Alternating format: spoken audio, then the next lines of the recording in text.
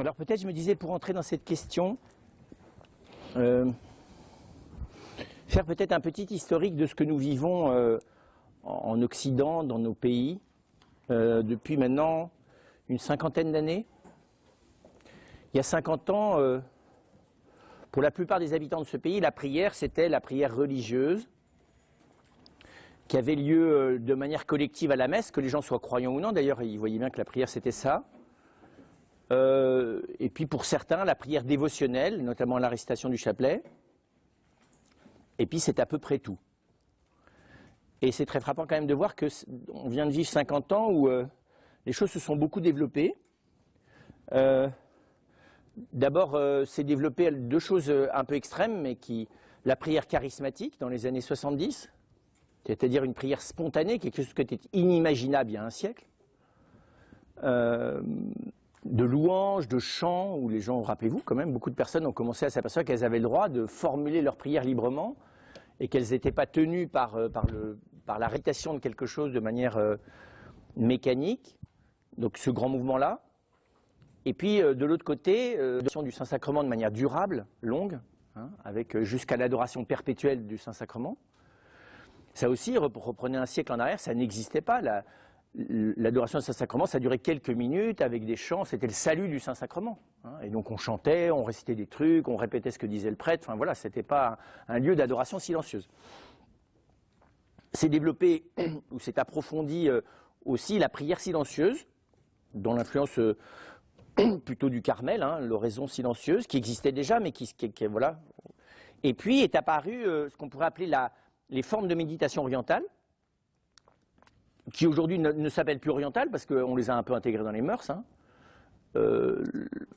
C'est allé, alors vous aviez le côté un peu, pas folklorique, mais un peu extrême de la méditation transcendantale, mais la méditation zen, par exemple, vous voyez, le dialogue entre les priants du christianisme et même du catholicisme avec la méditation zen, ça date des années 60-70. Au fond, est-ce qu'on peut intégrer la méditation zen dans la vie d'oraison chrétienne? La redécouverte de la prière orientale de l'hésychasme, hein, voilà, réciter le nom de Jésus, prononcer le nom de Jésus à chaque respiration, associer à la manière des mantras orientaux, hein, associer la prière à la respiration et au rythme physique, ce sont des choses aussi tout à fait nouvelles. Nous, ce qu'on restait, c'est le chapelet, on ne peut pas dire que ça respirait l'hésychasme à l'époque.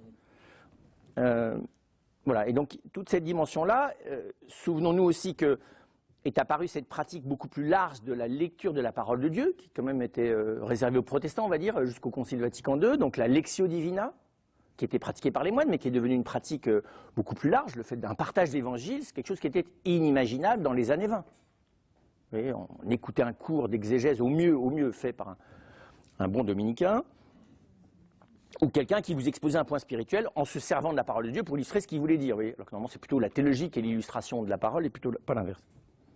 Voilà, donc tout ça, c'est quand même, ça fait énormément de choses. Et puis de manière plus récente, et de manière très positive, hein, sous l'impulsion de Christophe André notamment, médecin psychiatre de Sainte-Anne, qui a fait valider quand même par l'Académie de médecine la méditation de pleine conscience comme étant considérée comme un vrai processus thérapeutique, remboursé d'ailleurs par la sécurité sociale si vous êtes accompagné pour la pratiquer. Hein, donc tout simplement de la découverte que je vais vous expliquer ce que c'est, mais c'est très simple, la méditation de pleine conscience, qui est aujourd'hui considérée comme un moyen de réduire considérablement l'état dépressif et donc l'usage de psychotropes, enfin voilà, donc comme un vrai outil thérapeutique, au même titre que le massage, pas encore tout à fait l'ostéopathie, mais ça va venir, voilà.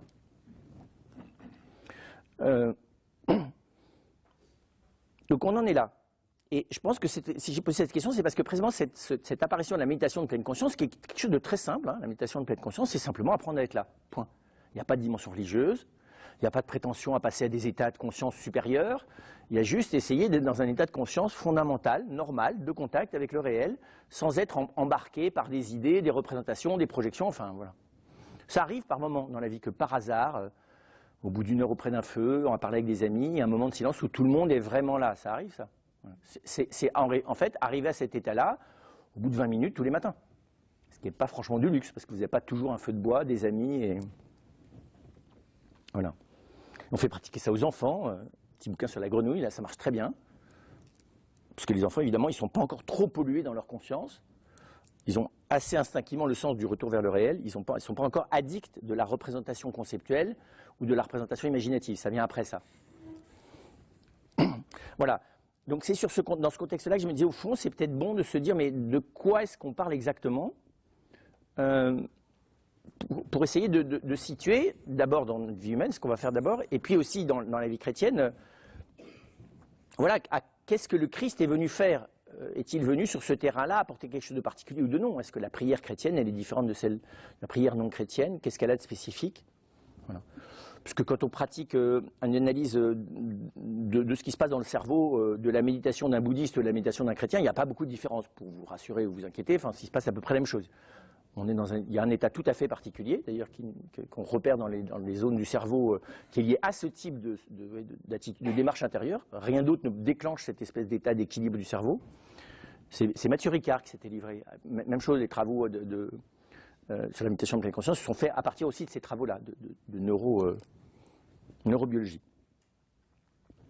Peut-être rappeler aussi que dans la grande tradition spirituelle, vous voyez, on distinguait évidemment la prière cultuelle, enfin c'est la prière collective, ou la prière dévotionnelle, de ce qu'on appelait les 3 stades de la prière, que développe notamment Bonaventure, mais d'une autre manière Saint-Bernard, qui est au fond la méditation, qui est au fond quelque chose qui est une espèce d'apprentissage, vous voyez, par la réflexion sur la parole de Dieu dans la tradition monastique, l'oraison, qui est un état où le cœur est tourné vers Dieu, de la contemplation, qui est un état, alors après ça on peut distinguer voilà, des stades de contemplation, et certaines traditions ont choisi de le faire, de mariage spirituel, je ne vais pas rentrer dans ces questions-là, mais en gros distinguer voilà, un niveau plus méditatif, un niveau de prière plus spontanée du cœur, et puis quelque chose qui tourne, oui, qui installe la personne dans une dimension extatique, sans nécessairement une espèce d'extase physique, mais dans une dimension plus extatique. On va revenir sur ce qu'on peut en dire. Hein. Alors, je me dis, au fond, il faut commencer par des choses humaines. Puisqu'aujourd'hui, la méditation de pleine conscience, elle nous invite à nous demander, mais au fond, la méditation est-elle spirituelle nécessairement? Ces états-là, ces situations de paix intérieure, sont-elles nécessairement religieuses et spirituelles? Aujourd'hui, on peut répondre clairement, ce que le philosophe aurait dû être capable de montrer depuis longtemps, non. Non. Et je dirais, il y a une première, comment dire ça, oui, un premier état, une première manière de se trouver dans un état à la fois d'ouverture et de centrage sur soi, qui est précisément cet équivalent de la méditation de pleine conscience, c'est-à-dire se retrouver soi-même. Je pense qu'il y a un tout premier niveau. Et pourquoi j'insiste dessus? Parce que si je ne suis pas avec moi-même, je suis nulle part. Et si je ne suis pas moi là, j'ai aucune idée de ce que c'est que la valeur de ma prière. Ça veut pas dire que le Seigneur ne nous donne pas la grâce. Mais si moi je ne suis pas là, ben, je ne bénéficie pas vraiment en profondeur et de manière, vous voyez, plénière de tout ce que peut comporter la méditation, l'oraison, l'adoration, voilà. Or, effectivement, je dirais, peut-être que pendant de longs siècles, la problématique a été de trouver la présence de Dieu. Aujourd'hui, la problématique est plutôt de trouver la présence de soi. Vous voyez, beaucoup de gens, ils sont définitivement en dehors de leurs chaussures. Et leur difficulté n'est pas tellement de croire que Dieu existe, ni même des fois de prier devant le Saint-Sacrement, mais eux ne savent pas où ils sont. Ouais. Et évidemment, c'est une première difficulté. Et d'ailleurs, la prière elle-même ne peut pas être un lieu de paix, de structuration de la vie spirituelle et de nourriture spirituelle durable, si on est en conflit permanent avec soi-même et surtout si on n'arrive pas à se poser un tout petit peu avec soi. Ouais. On dit oui, mais ça c'est toute une histoire. C'est peut-être toute une histoire, mais c'est bon de savoir qu'en tout cas, c'est un préalable et un permanent. On a toujours besoin de ça et on doit toujours d'abord s'occuper de ça. Si je ne suis pas là, je ne sais pas où je suis. Donc par définition, je peux aller chercher le Seigneur quelque part, mais si je ne sais pas où je suis moi, je ne risque pas de savoir où il est lui. Ça n'empêche rien que le Seigneur, lui, parce qu'il est bon pour moi, habite mon cœur. Hein. Heureusement que l'habitation de Dieu dans mon cœur est complètement au-delà de la conscience que j'en ai. Mais là, on n'est pas du côté du don de Dieu, on est du côté de notre coopération. Comprenez bien ? Prière, méditation, contemplation, c'est ma coopération. C'est comment moi, j'essaye de me disposer et d'agir pour pouvoir bénéficier le plus possible de cette présence de Dieu, qu'elle soit de manière naturelle ou qu'elle soit par la grâce. Parce que Dieu, il est présent naturellement à toute chose. Il est d'une certaine manière en toute chose.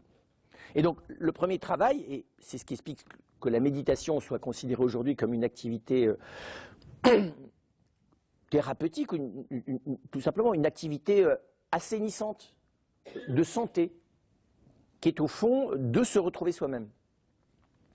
Alors, c'est ce qui est astucieux dans la méditation de pleine conscience, c'est que c'est un exercice pour y arriver sans passer par des choses qui sont praticables par certains et pas par d'autres. Par exemple, la réflexion intellectuelle, ça peut tout à fait amener à se retrouver avec soi-même.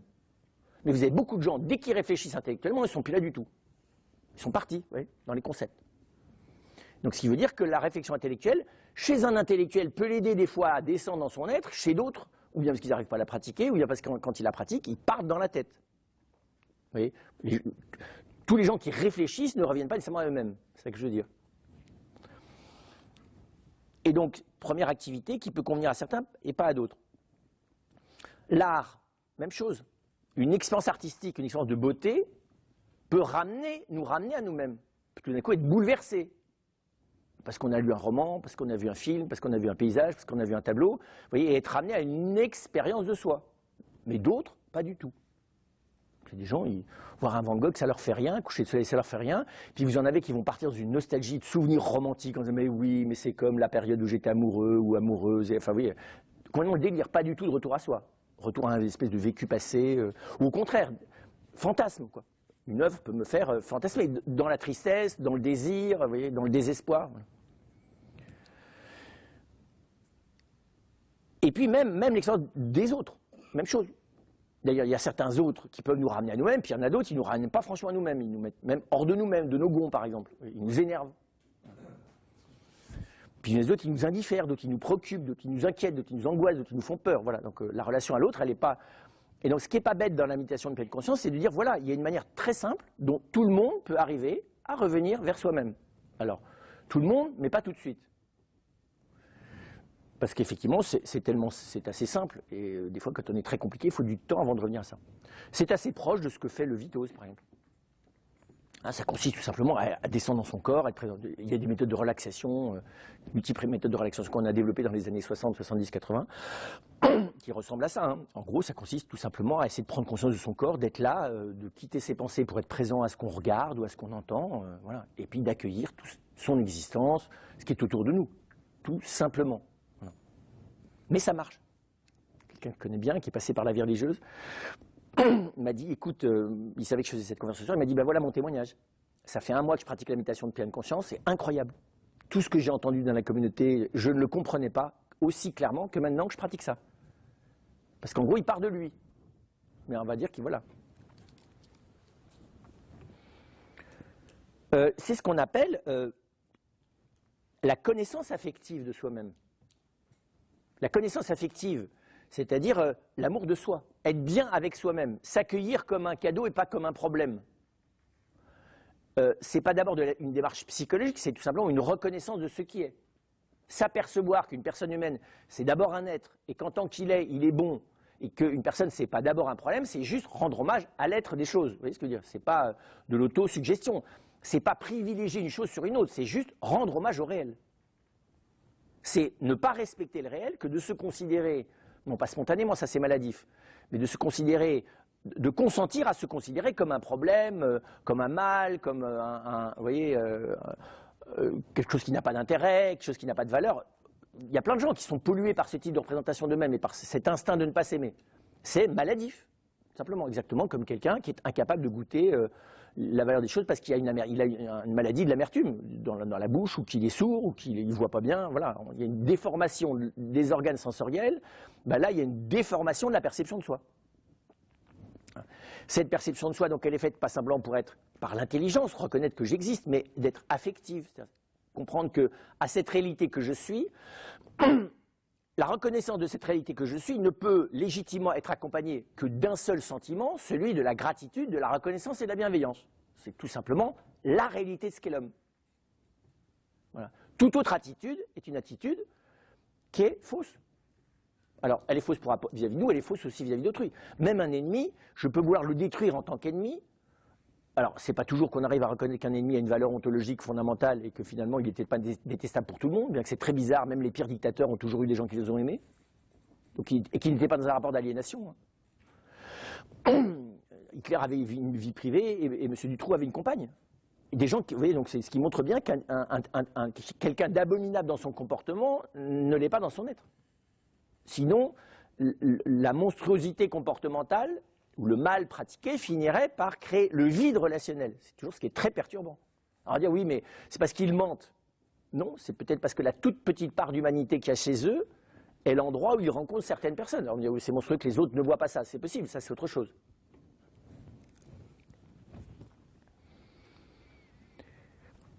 Et donc, ce premier niveau de découverte de son intériorité, tout simplement.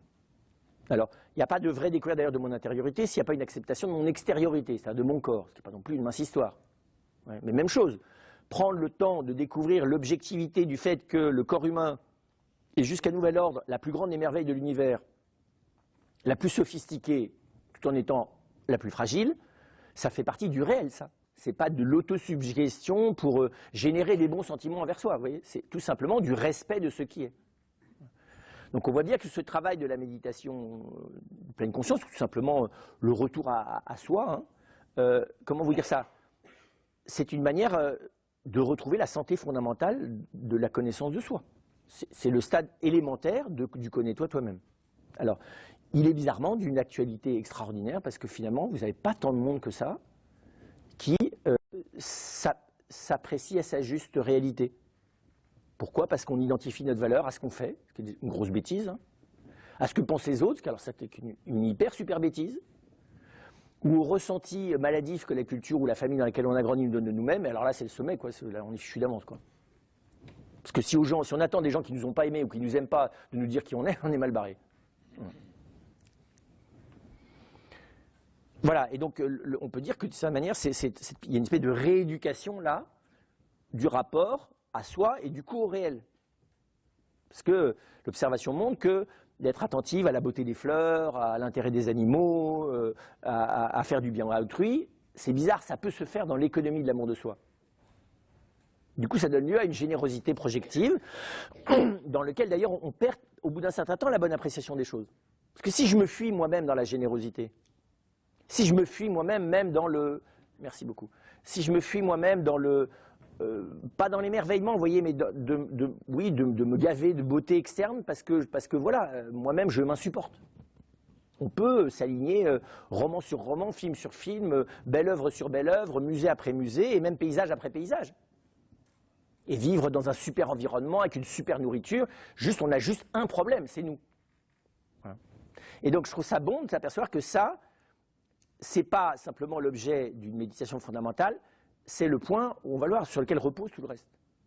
Évidemment, la prière, c'est recevoir moi quelque chose, qui est le fait que j'ai été créé par amour. C'est vous voyez, c'est une relation entre moi et ce qui me dépasse, la prière.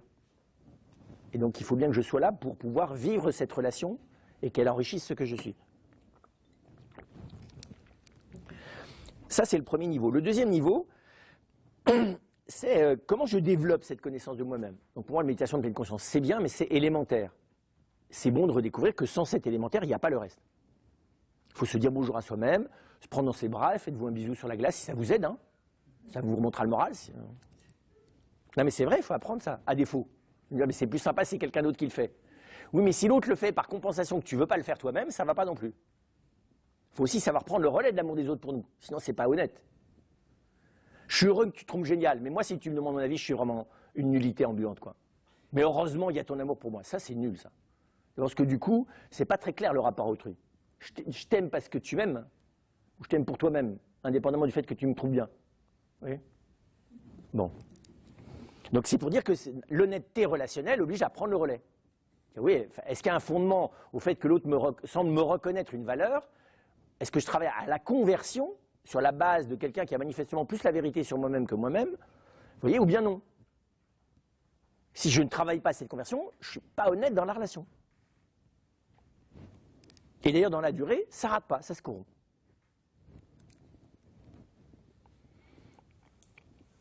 Même quand c'est réciproque. Chacun se déteste, mais heureusement qu'il y a l'autre.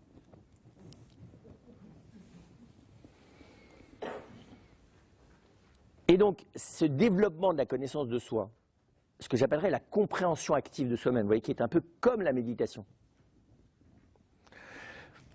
D'abord, il y a la réflexion, faire le point sur soi-même. Alors, ça peut prendre la forme d'une thérapie, d'une psychanalyse, de faire le point avec soi-même, de dialoguer avec autrui pour essayer de comprendre où on en est, tout ce que vous voudrez. Mais où il y a une tentative, vous voyez, d'approfondissement, de distinction, de différenciation des choses. En gros, d'accueil plus qualitatif de la richesse du réel que je suis, que sont les autres et qu'est le réel qui m'environne. Tout ça, ça va ensemble. Être hyper pointu dans l'analyse mathématique ou de la distinction entre la première et la deuxième période ou la troisième période de Van Gogh et être par ailleurs incapable de distinguer son émotion de sa volonté, c'est dommage. Vous avez des gens qui sont subtilissimes, mais alors avec eux-mêmes ou avec ce qu'est l'homme, finalement, rien, quoi.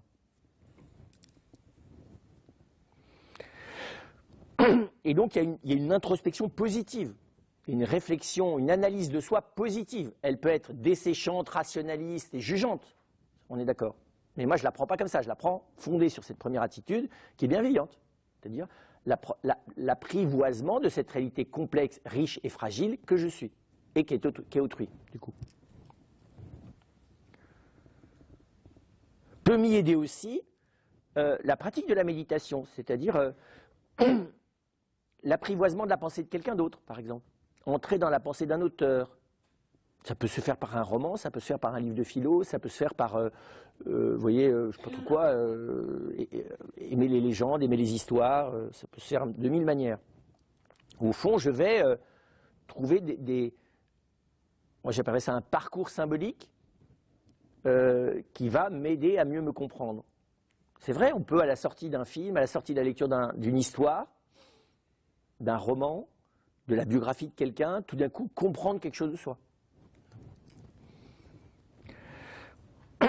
Et puis il y a aussi, il ne faut quand même pas l'oublier, qu'effectivement il y a des moments d'intuition, des moments, on appellera ça de prise de conscience, hein, que je peux préparer. C'est vrai que la méditation ou l'habitude de se servir d'œuvres d'art, vous voyez, comme chemin symbolique d'apprivoisement de l'humain.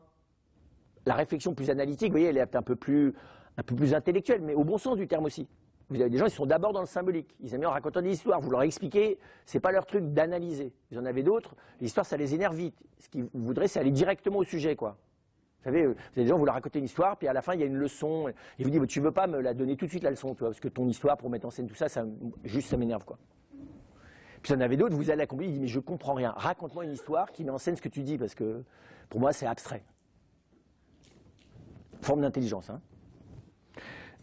Par exemple, c'est aussi, vous allez faire une expédition, je ne sais pas trop quoi, dans un pays, un voyage ensemble, vous allez faire une expédition, vous allez faire de la voile ensemble, vous voyez, tout ce qui est, encore une fois, un pèlerinage, tout ce qui est la démarche symbolique. Effectivement, entreprendre quelque chose avec quelqu'un d'autre, avec d'autres, c'est aussi une manière de se connaître. Vous avez des gens, ils font des voyages organisés, ça rend parce que ça coûte moins cher, parce que tout est organisé, qu'ils n'ont rien à faire, qu'ils prennent des photos, qu'ils sont très contents. Les autres, ils n'en ont rien à faire. Ils arrivent à les gérer en étant juste convivial pour qu'on les ignore et qu'ils les ignorent. Voilà. Puis vous avez des gens, c'est l'inverse. Ça ne sert pas à grand chose pour ce que je viens de dire. Vous avez des gens, c'est l'inverse. Ils vont là-bas pour être mis en chemin eux-mêmes. Les gens qui font Saint-Jacques, c'est vrai, mais on n'a pas besoin de faire Saint-Jacques. On peut aussi aller faire le Mont Blanc, ou on peut aussi partir en bateau pendant 15 jours avec 5 amis, avec ce désir que ça soit un temps humain fort. Vous voyez, c'est une question de choix, ça. Pour moi, c'est de l'ordre de ce que j'appelle la méditation. Un parcours initiatique, il y a plein de formes de parcours initiatique, ça va de la lecture du roman à l'ascension du Mont Blanc à 15. Voilà, le parcours initiatique, c'est une autre démarche que le parcours analytique. Mais le parcours analytique a sa valeur. Et selon les personnes, il ne touche pas moins la compréhension profonde de qui je suis que le parcours initiatique. Vous voyez, ça se vaut. Et puis, la vie nous préserve aussi des cadeaux de prise de conscience. L'analyse, le parcours analytique, je ne prends pas la psychanalyse, hein, mais le parcours d'analyse ou le parcours symbolique, dans les deux cas, c'est à mon initiative. Même si la vie a toujours un peu quelque chose de symbolique, vous voyez, elle sollicite quand même mon intelligence. Par contre, ce que la vie me donne, sans qu'il y ait nécessairement l'un ou l'autre, c'est de temps en temps des prises de conscience. Tout d'un coup, voilà, je rencontre quelqu'un, en 5 minutes, j'ai compris des choses que je n'avais jamais compris. Même des fois, je suis spectateur d'une situation, ça fait tilt. Voilà. Ça se partage. Vous voyez, la première dimension, ça ne se partage pas. La prise de conscience de soi, c'est purement interne. Parce que si j'en parle, je ne suis plus en train de le faire. Si je le fais, j'en parle plus, ça me prend. C'est dans l'intériorité. Par contre, le parcours initiatique, on en parle. C'est pour ça qu'on écrit des romans et qu'on partage son parcours. Vous voyez. Sans analyse, on écrit aussi un livre, puis on peut en parler avec les autres. Et puis il y a un troisième niveau. C'est pour vous montrer que la méditation, ce n'est pas réservé à la religion. C'est ça que je veux montrer. Ce n'est pas réservé au spirituel, la méditation. Il y a même une dimension contemplative d'ailleurs, dans la connaissance des personnes, dans la connaissance de la personne humaine, dans la connaissance de soi. Il y a un émerveillement contemplatif. Et puis il y a un troisième degré, qui est ce que j'appellerais l'intériorité religieuse. Alors, cette intériorité religieuse, on va avoir aussi de la réflexion. Catéchisme, catéchèse, des parcours initiatiques, celui des sacrements, celui du peuple d'Israël dans la Bible, celui de telle ou telle expérience d'aller faire les JMJ, un pèlerinage spirituel ou les 30 jours de Saint-Ignace. Donc il va y avoir, je dirais, des méditations pratiquées, des méditations plus intérieures, vous voyez, 1000 formes de mode méditatif. Aller à Saint-Jacques, c'est méditatif. Faire les 30 jours, c'est méditatif. Lire de manière un peu attentive et spirituelle une question entière de saint Thomas, si c'est fait avec intelligence et profondeur, c'est méditatif. Lire attentivement un chapitre ou simplement la Passion selon saint Jean dans le texte, c'est méditatif.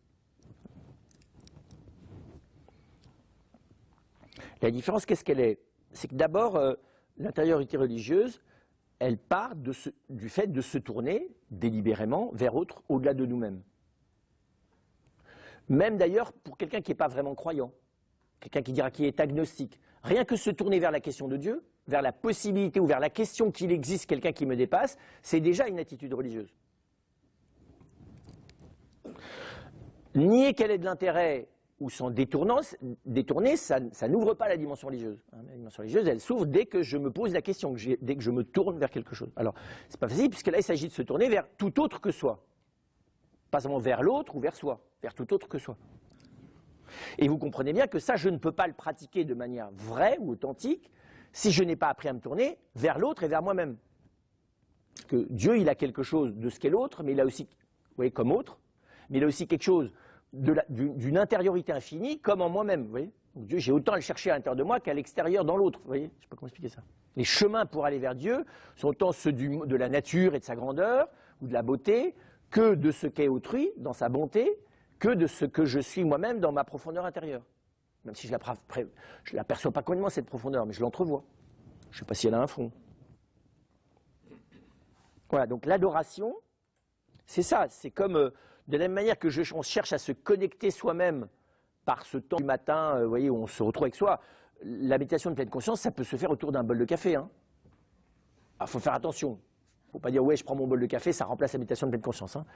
Mais si vous êtes bien entraîné, ben voilà, vous retrouvez avec soi. Vous-même, ça ne se fait pas nécessairement en s'asseyant, en silence. Ça aide au début. Mais pour quelqu'un qui a déjà développé cette connaissance de lui-même, même si le café n'est pas très bon pour la santé, mais voilà, il peut y avoir d'autres petites choses, des petites choses, qui mènent dans la journée. La pause café, elle doit servir à ça dans une entreprise. Quand est-ce qu'on débraye? Parce que c'est bien de vivre au début de la journée, mais comment on fait des piqûres de rappel pour ne pas vivre toute ma journée en dehors de moi-même, vous voyez, et puis éventuellement se retrouver le soir dans un état catastrophique, parce que comme j'ai rien vécu, j'étais à côté de mes ponts toute la journée, c'est un peu dommage de m'être trouvé moi-même, me perdre toute la journée, et de me retrouver à la fin complètement cabossé parce que je n'ai pas vécu. Vous voyez, ça craint quand même. Vous savez, c'est comme le machin de la mort, tu rentres dans la bouche du train, là, et puis tu ressors, tu écoutes dans tous les sens, c'est dommage pour une journée. Et des fois d'ailleurs, on doit calculer le temps de récupération, parce que comme on n'a pas réussi, on a décroché dans la journée, allez, je vais être méchant, mais 80% dans le monde contemporain décrochent. Tu ne peux pas survivre si tu ne décroches pas d'ailleurs. Il faut que tu passes dans la matrice, sinon tu deviens fou. Donc qu'est-ce que tu fais? Tu commences à répondre aux injonctions. Du métro, du taxi, du bus, des gens qui te serrent, du type qui te regarde bizarrement, de la personne qui a prévu ton boulot, de celle qui te fait comprendre qu'il faudrait bosser plus vite. Enfin voilà, regardez le nombre d'injonctions auxquelles vous invitez. Et puis quand vous êtes mère de famille, c'est encore au carré, parce que vous avez au moins les membres de la famille, plus tous les autres, plus les injonctions que vous faites vous-même sans avoir besoin des autres d'ailleurs, de l'intérieur. Voilà, donc au bout de la journée, je vous dis, très souvent, on n'est plus soi-même. C'est pour ça que c'est bon de ponctuer sa journée d'un exercice de retrouvailles avec soi. Il ne faut pas prendre nécessairement 7 cafés par jour. Le Père Philippe disait qu'il faut faire 7 actes d'adoration par jour. Et moi, je dis oui, mais pour pouvoir faire 7 actes d'adoration, il faut commencer par faire 7 actes de retrouvailles avec soi-même. Parce que si tu n'as pas de sol, tu ne peux pas te prosterner. Et le sol, c'est toi. Alors ça aide, si on fait ça avec quelqu'un d'absolument extraordinaire qui nous connaît parfaitement et qui est là tout le temps, qui s'appelle le Seigneur. C'est pour ça que ça aide d'adorer, comme ça t'aide à te retrouver toi, plus cool. C'est vrai, se retrouver auprès de quelqu'un qu'on aime, c'est plus facile que de se retrouver au milieu d'une jungle. Se retrouver soi. Donc le Seigneur est un milieu de rencontre de soi, quand même beaucoup plus adapté que tous les autres environnements. D'où l'astuce de convoquer le Seigneur. J'ai fait un trajet de TGV avec... je ne savais pas du tout qu'il était connu, Christophe André. Aucune idée. J'ai découvert après qu'il était un monsieur très connu. Mais enfin, très sympa. Et alors je lui disais, mais ce que vous me racontez là, c'est génial, mais c'est exactement l'oraison thérésienne, quoi. C'est exactement l'habitation de 15 ans. Je dis, mais c'est ce qu'on fait dans l'oraison. Puis en plus, ce qui est sympa, c'est qu'on n'est pas tout seul. Et qu'en plus, celui qui est là, il ne nous gêne pas.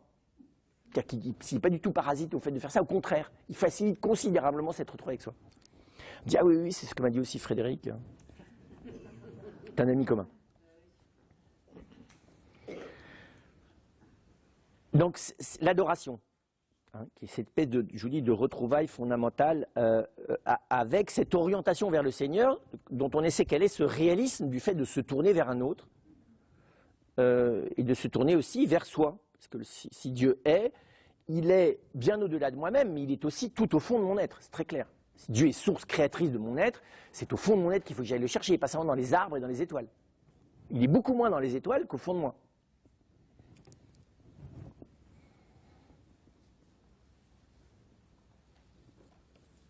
Et j'ai rien contre le sourire des enfants, mais il est plus dans le cœur des enfants que dans leur sourire, tant qu'à chercher Dieu. Et des fois même dans leur souffrance.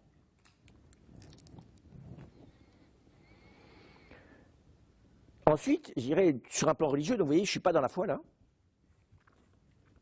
C'est vrai que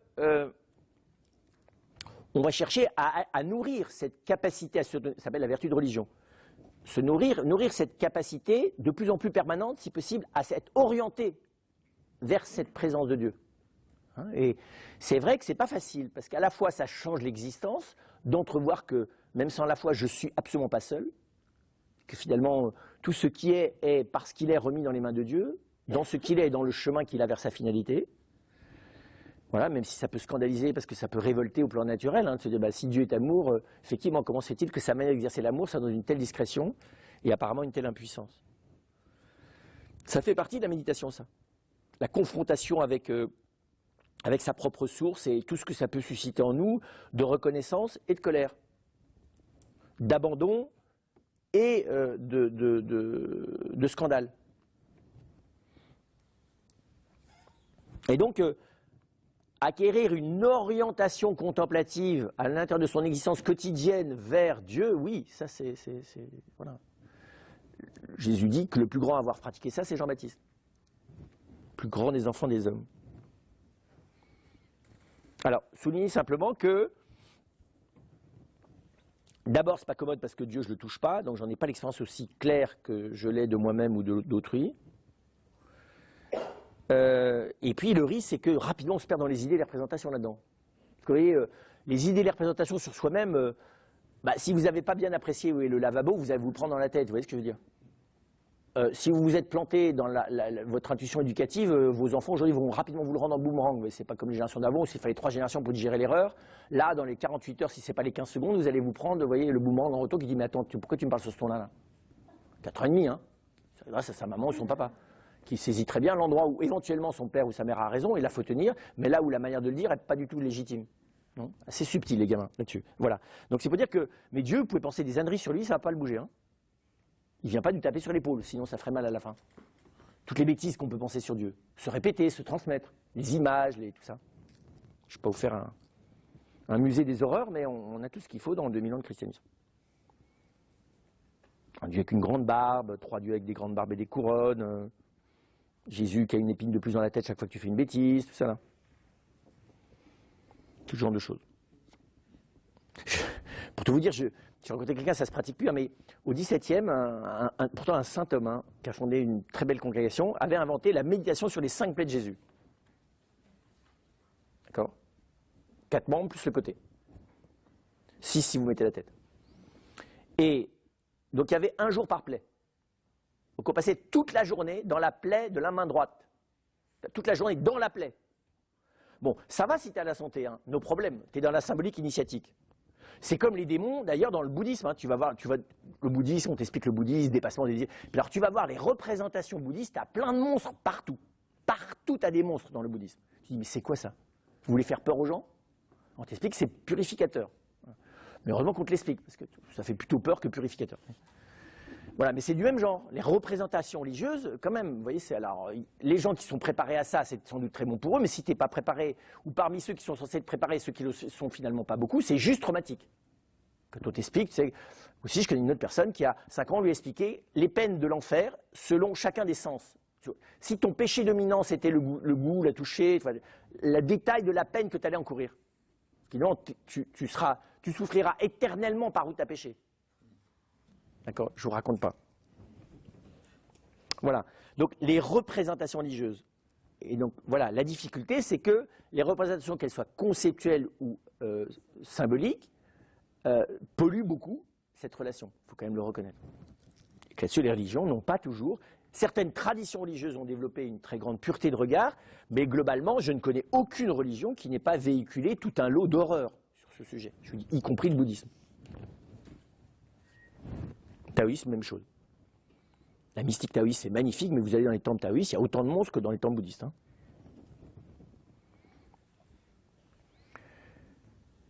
Dernière remarque, autant, je vous le disais, le premier niveau n'est pas, je ne peux pas communiquer dessus. Le deuxième, je peux en parler avec autrui, mais la prière religieuse, elle, peut être collective. C'est très étonnant. Hein. Pourquoi? Parce que on se tourne vers la même réalité. Oui, c'est pas soi, il s'agit pas de soi, il s'agit d'un autre, il s'agit du même autre pour tous. Et donc c'est très intéressant de voir qu'il y a aussi une forme de prière collective, mais que la prière collective, elle est toujours à haut risque. Parce que comment formuler de manière juste quelque chose de commun dans ce qui touche le plus intime de l'âme, qui est se tourner vers Dieu. Vous voyez, à la fois c'est une aide magnifique quand elle est juste, la prière collective, en même temps c'est une catastrophe redoutable quand elle n'est pas juste. On le sait tous d'ailleurs. Il y a des fois c'est parce qu'on était mal disposé, qu'on a mal vécu un temps de messe, qu'on soit croyant ou pas d'ailleurs. Il y a d'autres fois où c'est tout simplement parce que la note était parfaitement juste, qu'on est rentré là et tout le monde s'est senti pris par quelque chose qui transcendait les gens qui étaient là, croyants ou non croyants. Et où là la dimension collective n'a fait qu'amplifier la dimension personnelle. Puis il y a d'autres fois c'est l'inverse. On est arrivé avec la meilleure disposition du monde. On va citer un exemple récent, et à la moitié de la messe de Noël, plus des 2/3 de l'assemblée étaient partis par survie spirituelle. Voilà. C'est craint quand même. Oui, par survie spirituelle. Parce que, vu le nombre de bêtises qui étaient énoncées par celui qui célébrait, ça devenait tellement agressif, et la manière de faire était tellement irrespectueuse de ceux qui étaient là, voilà, bref, que les 2/3 de l'assemblée a dû partir. Voilà. Pour préserver la foi, quoi. Bon, c'est quelqu'un qui n'allait pas très bien, hein. Et ça arrive. Voilà. Donc c'est pour dire que non, mais vous n'avez pas besoin de ça pour avoir une collectivité qui. Alors vous pouvez être décalé culturellement. Hein, si vous n'êtes pas, si c'est pas votre culture, vous pouvez trouver ça pas bien, être très très malade, mais c'est parce que vous n'avez pas l'habitude. Quelqu'un qui est habitué à la messe de Saint-Pie V, qui débarque dans une soirée charismatique, je comprends qu'il soit décalé. Mais aussi l'inverse aussi. Quelqu'un qui est habitué au charismatique et qui débarque dans la messe de Requiem de Louis XVI au pénitent d'Avignon, pénitent gris, que je respecte d'ailleurs tout à fait, et la messe de Requiem de Louis XVI et les pénitents gris d'Avignon, il peut trouver ça un peu spécial, quoi. Pas y trouver tout à fait le sens de Dieu. C'est uniquement une question de culture. Moi, je pense que là-bas, là-dessus, il n'y a pas de plus et de moins. Tout dépend comment chacun célèbre dans son registre symbolique propre. Il y a les cisterciens, il y a Cluny. Dans les cisterciens, il n'y a pas une représentation. Ça n'empêchait pas Saint Bernard, d'ailleurs, d'en avoir plein dans son langage. Mais il n'y en a pas sur les chapiteaux. Alors que vous avez la Cluny, vous avez plein de représentations. Des démons femmes nues et les monstres, vous en avez partout. Donc, il faut dire que, voilà, la prière collective, c'est quelque chose qui peut être remarquable et redoutable. Ce qui n'est pas le cas de la méditation de pleine conscience, il n'y a pas de risque. Parce que ça a pour but précisément de te ramener là où il n'y a aucun risque, c'est juste d'être là. Alors, qu'est-ce que le Christ fait par rapport à tout ça? D'abord, on a l'impression qu'il ne s'occupe pas d'abord de tout ça. Le Christ, il fait une chose, il est tout le temps en train de parler de sa relation au Père. Et on voit très clairement que ce qu'il veut nous faire partager, ça n'est pas tant sa prière que son cœur qui prie. Et plus fondamentalement que son cœur qui prie, c'est sa relation à Dieu. Sa relation à Dieu comme une relation qui n'est pas religieuse, qui est intime, personnelle et permanente. Et donc il y a quelque chose là dans la prière du Christ, oui, qui est de l'ordre de la respiration. Je dirais, il a le Père au bord des lèvres tout le temps. Et de manière très belle, hein, d'ailleurs, c'est ce dont il fait part, alors de manière un tout petit peu, parce qu'il parle peu de sa prière, il partage sa prière à ses apôtres au moment où, vous savez, dans Saint Jean, au moment du chapitre 14 au chapitre 17, avec cette grande prière de la fin, « Père, glorifie ton Fils », où là, il prie devant eux, à Gethsémani, mais ils ne sont plus là. Ils ne l'ont pas accompagné dans sa prière à Gethsémani, donc ils ont décroché. Et puis, de temps en temps, quand il dit « Je te rends grâce, Père, Seigneur, du ciel et de la terre », de temps en temps, la prière de Jésus jaillit de son cœur. Et on voit les modalités de supplication, d'action de grâce. Très beau de voir les modalités de sa prière. Mais c'est très clair que c'est à ça qu'il veut nous associer. Puisqu'il dit, vous savez, dans Saint Luc, le texte qu'on lit tous les mercredis décembre, je crois que c'est Saint Luc ou Saint Matthieu, mais je me trompe, je ne sais jamais la mémoire, où vous avez à chaque fois, vois ton Père qui est là dans le secret. Hein? Quand tu veux prier, va dans la chambre haute, retire-toi dans le secret, là où est ton Père. Le fait que c'est au singulier d'ailleurs, le texte commence au pluriel, si vous voulez, et il passe à ton Père. Et c'est très beau de voir que pour Jésus, voilà, le mystère de Dieu, c'est celui qui est dans le secret, dans le double sens. C'est-à-dire que personne d'autre que toi ne le connaît, mais même toi, il reste secret pour toi, tellement il est profondément en toi. Vous voyez, c'est très beau de voir que Dieu et la prière commence par ce rendez-vous avec le secret qui habite mon cœur dans le secret de mon âme. Voilà. C'est assez simple. Hein. Vous voyez bien, je dirais, on comprend très bien que la méditation de pleine conscience, elle soit, bah oui, si tu vas aller découvrir le secret qui est dans ta maison, dans la maison que tu es toi-même, il faut bien que tu y sois dans la maison. Sinon, tu ne vas pas pouvoir entrer dans la chambre du secret, qui est celle où est ton Père. Retire-toi, c'est très beau d'ailleurs, retire-toi dedans toi-même. Parce que la tradition a toujours compris ça comme ça. Et monte dans la chambre haute, dans ton esprit, pour découvrir ton Père qui est là dans le secret. Et alors c'est très beau aussi parce que le Père te voit. Le Père, il est avec toi. Et donc c'est la grande thématique de Jésus, c'est que je n'ai pas à prier quelqu'un qui n'est pas là, ou quelqu'un que j'aurais appelé pour qu'il soit là. J'ai tout simplement à m'ouvrir à la présence de celui qui est là.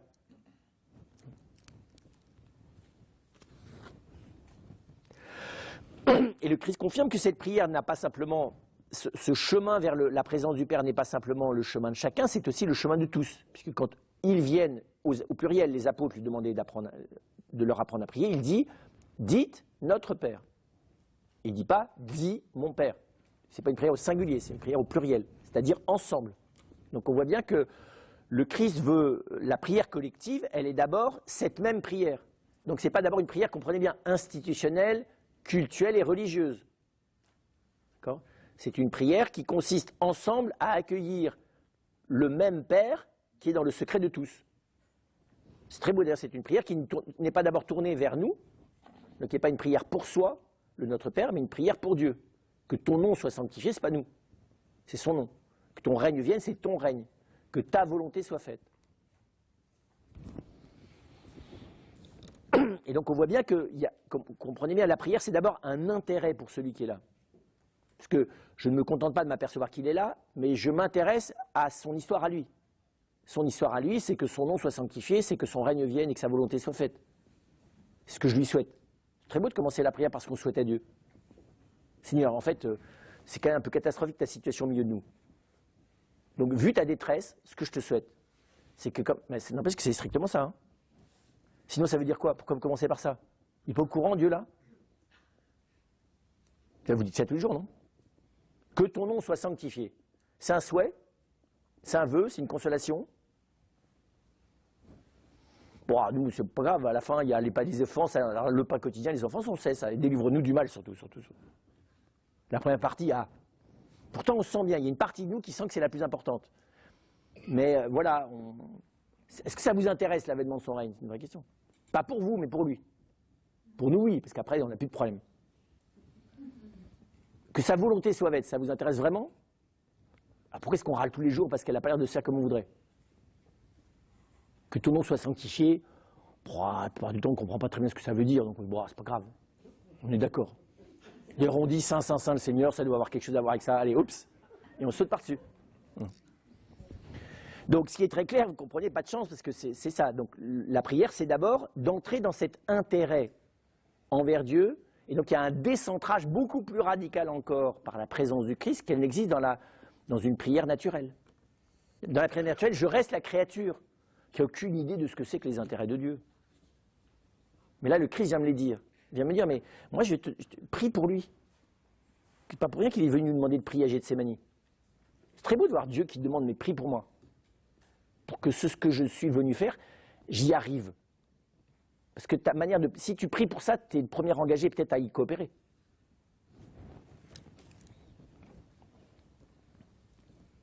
Je vous dis, vous ne réciterez pas de la même manière. Si vous commencez, je vous dis, en vous apercevant que c'est ce que vous lui souhaitez. Est-ce que vous engagez d'ailleurs à essayer qu'il puisse réaliser? Au moins en vous, peut-être. Par mode de commencement. Puis en vous, au sens de la famille, au sens de la paroisse.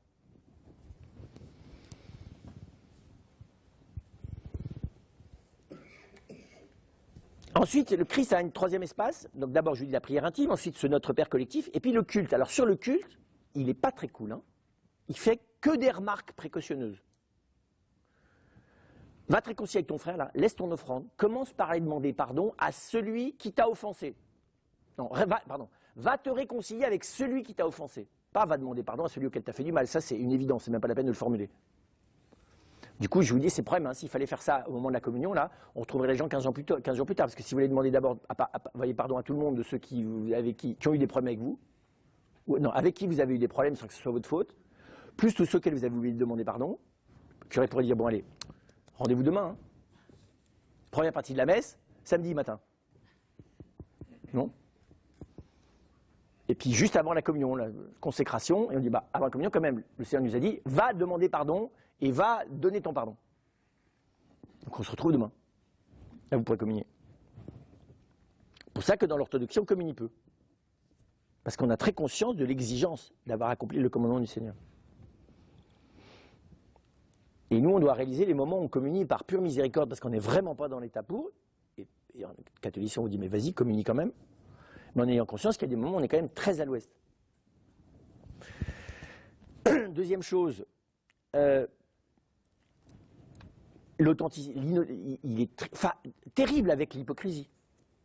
Tu fais autre chose que ce que tu dis. Tu ne peux pas te présenter devant le Seigneur, sa purification du temps. Vous voyez, donc le culte, comme une pratique d'élève qui n'est pas la pratique du cœur, elle est abominable pour lui. Abominable. C'est la pire chose que je puisse faire à Dieu.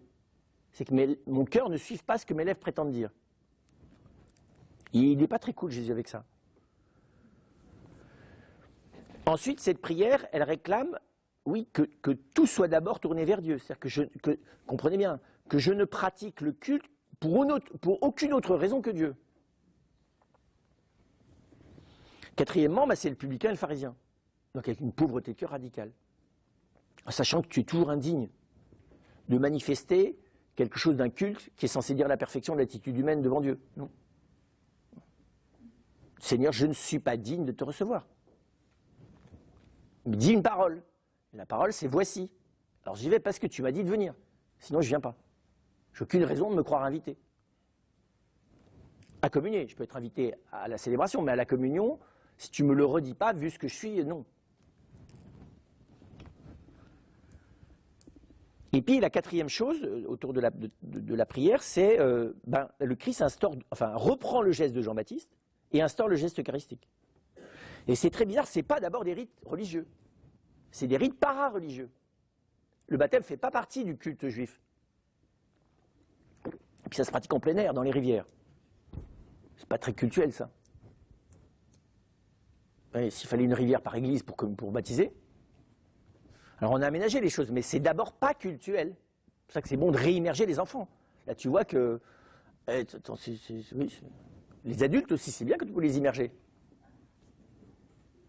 Non, c'est très bien, tout le monde est trempé, c'est très bien, comme ça on voit c'est pas cultuel. Tu ne gardes pas ton costard, non? Le culte, ça peut se pratiquer en costard, pas les sacrements. Et puis l'Eucharistie. Et l'Eucharistie, on voit bien, il le pratique à la marge du repas pascal. Ce n'est pas dans le temple, ce n'est pas le repas pascal dans son centre, c'est à la marge. Et on voit bien que délibérément, Jésus a choisi que c'est une forme qui est une forme de convivialité collective. Hein. Ce n'est pas la famille d'ailleurs, ce n'est pas la synagogue. Il a choisi un entre-deux. C'est comme une assemblée, mais plus petite que la synagogue, plus familiale, et ce n'est pas la famille pourtant. Parce que dans le judaïsme, le lieu du culte, c'est la famille, ou la synagogue. Et on oublie, nous, que Jésus a inventé un tiers. Une paroisse, ce n'est pas une synagogue. Ce n'est pas un grand temple non plus. C'est ni le temple, ni la synagogue. Ce n'est pas non plus la famille. C'est sur la chair et le sang. C'est la famille spirituelle, c'est la famille des frères que Dieu m'a donnés. Et des sœurs que Dieu m'a données. Ce qu'ont vécu, si vous regardez de près très fort l'Église primitive dans les Actes des Apôtres, on voit ça très clairement. Donc c'est plus interpersonnel que collectif. Aussi bien dans le baptême que dans l'Eucharistie. Il y a une dimension publique dans le baptême. Mais les autres qui sont là, c'est pour être baptisés eux-mêmes aussi. Vous voyez ? Ils font la queue, quoi.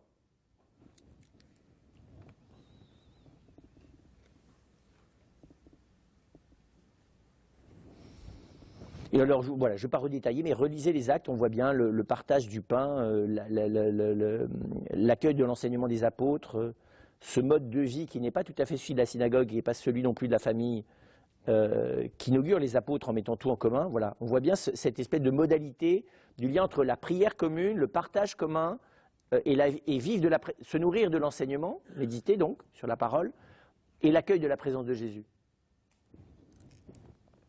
Et donc on voit bien du coup la prière, c'est d'accueillir sa présence. Quand 2 ou 3 sont réunis en mon nom, je suis là au milieu d'eux, c'est ça le sens de la prière. Donc vous voyez, on est beaucoup plus dans l'accueil d'une présence que dans la recherche d'une pureté, au bon sens du terme, d'attitude, vous voyez, face à Dieu.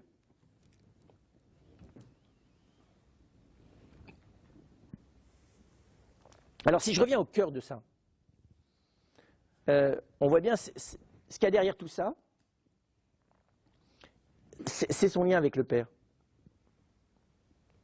Et on voit bien que entrer dans la connaissance qu'il a du Père, c'est évidemment laisser tomber toutes les images qu'on a de la paternité, ça c'est sûr.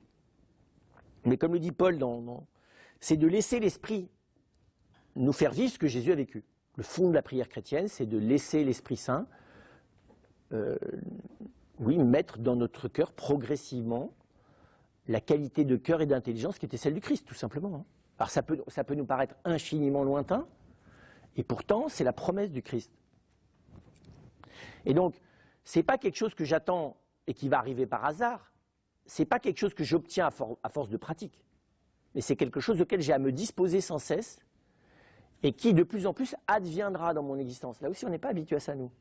Ou ça va arriver par hasard et tu restes disponible et tu ne vas quand même pas te préoccuper toute la journée de ça. Ou bien tu t'exerces pour obtenir quelque chose. Mais c'est assez pénible de s'exercer à une disponibilité dont je ne maîtrise pas le résultat. Vous voyez, c'est un peu énervant. Tu es dans la salle d'attente, tu t'entraînes à attendre, et tu sais qu'en attendant, advient déjà ce que tu attends. Bon, heureusement que ce n'est pas vrai pour le dentiste. Et donc nous, on n'aime pas trop pratiquer ce genre de trucs. Ou bien c'est gratuit, ou bien c'est programmé. Mais un effort permanent sur un truc dont tu ne sais pas comment ça va devenir, et qui en plus ne va pas advenir comme résultat de ton attente, ça, non. Eh oui, pas des businessmen pour rien. Il faut qu'il y ait un retour sur investissement. Alors clairement, la relation de Jésus à son Père, ce n'est pas celle-là, c'est celle d'une espèce de convivialité permanente. Et encore une fois, qui est fondée sur l'amour qu'il a pour lui. Cette relation vitale d'émerveillement, d'intimité, d'appartenance, d'abandon, de proximité. Ce qui veut dire que la prière chrétienne, c'est d'adorer, oui, mais dans l'amour. Ce n'est pas simplement de reconnaître que Dieu existe, c'est d'entrer dans cette reconnaissance infiniment, d'admettre l'existence de Dieu, mais de l'admettre dans une reconnaissance intérieure, dans une gratitude intérieure immense. Au fond, s'apercevoir que la mesure à laquelle Dieu m'est donné, et la manière dont il s'est penché sur nous et qu'il est venu vivre auprès de notre propre vie, et qu'il est dans notre propre vie, excède complètement toute attente. Vous voyez, donc c'est une reconnaissance d'être comblé infiniment au-delà de toute attente. Alors c'est pas facile, parce que des fois on est tellement dans le calcul de ce qui nous manque qu'on n'entend même pas comment on est comblé. On est tellement construit sur le manque, nous. Donc ça, c'est l'adoration. C'est la même chose pour l'oraison. L'oraison, c'est vraiment être à la quête du visage du Père, du Fils et de l'Esprit Saint. C'est d'être dans cette espèce de soif intérieure, alors qui est dans la foi, donc je ne comprends pas ce que je cherche. Mais bizarrement, non seulement ça ne m'empêche pas de le chercher, de ne pas le comprendre, mais au contraire, ça avive le désir de le trouver. C'est très bizarre. La foi me protège de l'étroitesse de mon intelligence. Vous voyez, moi, j'ai cru pendant un certain temps que la foi, c'était très difficile parce qu'il fallait dépasser ce qu'on comprenait. Non, il faut arrêter d'en être encombré, c'est pas pareil. Enfin, c'est tout bête, vous savez bien. Heureusement qu'il fait nuit, sinon on ne verrait pas les étoiles. Et notre vue serait limitée totalement au sublunaire. C'est parce qu'il fait nuit qu'on va très loin. Ben, c'est la même chose, c'est parce qu'on est dans la foi qu'on peut réellement se tourner avec notre intelligence vers une réalité qui transcende complètement et mes projections et même ma toute petite connaissance humaine. Et ça, si on n'apprend pas, on ne découvre pas ça. Étonnamment, moi j'ai toujours cette image qui m'habite tout le temps, et que je vous ai cité sans doute plusieurs fois, de cet ami aveugle qui était venu vivre avec nous pour suivre des cours à Rimont et Saint-Gédard, et qui de temps en temps, quand il commençait à nous connaître, nous disait « Est-ce que je peux déchiffrer ton visage avec mes doigts ?» Et je dis « C'est incroyable, c'est la seule personne auquel je laisse faire ça, parce qu'il ne voit pas. » Mais je lui dis, la foi c'est ça. L'amour nous permet de décrypter le visage de Jésus que notre œil serait incapable de reconnaître. Ils ont vécu 3 ans avec lui. Les autres, ils ont vécu 30 ans avec lui, les gens de Nazareth. Ils ont rien vu. Et donc moi, je crois que je serais mieux. Vous savez, c'est Jeanne d'Arc, le mystère de la charité de Jeanne d'Arc de Peggy. Elle dit, ouais, moi j'aurais pas été comme les apôtres, je l'aurais reconnu, j'en aurais profité, je l'aurais pas laissé tomber. Et Dame Gervaise lui dit, ah, tu crois vraiment ça?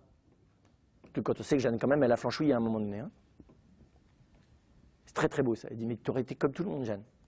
Toi aussi, tu l'aurais raté. Ils l'ont tous raté, sauf Marie. Voilà, donc la foi, elle me protège de le rater. Elle me dit, oui, mais c'est horrible, je ne comprends rien. Et alors? C'est pas parce que tu es dans le noir que tu ne peux pas apprendre à avancer comme ça avec les mains devant, non? Vous savez, il y a des gens dans le noir, ils ont peur, ils s'assoient. Et ils pleurent. Puis il y en avait qui comprennent que on ne va pas s'asseoir, donc on y va. Et on y va comment? Dans une écoute de quantité de signes non visuels de la perception de ce qui se passe. Et donc, analogiquement, la foi augmente la perception de l'amour. Sinon, on aurait, allez, ma photo de Jésus, selfie, hop, c'est réglé. Jésus avec moi. J'ai vu le pape. Enfin, j'ai vu Jésus. Prendre une relique, un bout de cheveux. Donc, vous voyez, ça, c'est ça le cœur de la vie. J'y reviendrai un petit moment pour finir, mais c'est quand même ça le cœur de notre vie de prière. Et on s'y prépare, on travaille la terre autour. Ça, c'est la bonne terre. La bonne terre, c'est que cette présence soit accueillie et que cette présence, elle me plante dans la présence de Dieu, elle nourrisse mon cœur d'un amour de lui, elle développe en moi le désir de le connaître et elle avive en moi l'attente de ce moment où je le verrai pleinement. Et elle le développe, pas seulement vis-à-vis de moi, mais vis-à-vis de mes frères. Parce qu'effectivement, on s'aperçoit aujourd'hui, plus qu'on ne l'a fait beaucoup en 2000 ans de christianisme, que finalement, cette recherche de la présence de Dieu, elle est inséparable de l'accueil de mon prochain. Parce que comme dit Saint Jean, si tu n'es même pas capable d'accueillir l'autre, et toi-même, comment tu veux l'accueillir lui? Si tu n'es pas capable d'un amour vis-à-vis de quelque chose qui t'est beaucoup plus facilement accessible, et sur lequel il y a retour pour investissement, sur investissement, voilà, parce que tu aimes d'abord tes amis avant d'aimer tes ennemis. Si tu ne fais pas ça déjà là, eh bien, tu ne peux pas te préparer vraiment à aimer Dieu. Et donc le terrain d'apprentissage de la charité, c'est quand même le prochain, dont je fais partie, hein, envers soi-même.